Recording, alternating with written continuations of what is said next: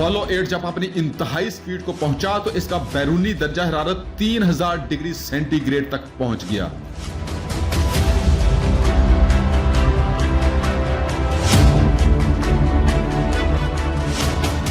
मगर हैरानगी की बात यह है कि अपोलो के अंदर का दर्जा हरारत सिर्फ 21 डिग्री सेंटीग्रेड तक ही रहा।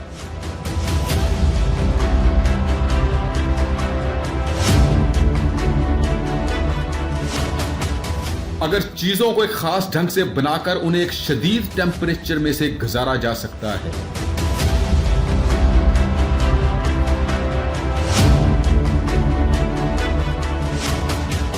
तो फिर अपनी शख्सियत को भी अखलाकियात के सांचे में ढालकर मसाइल की अज़ियतों के टेंपरेचर में से बाहिफाजत गुजारा जा सकता है।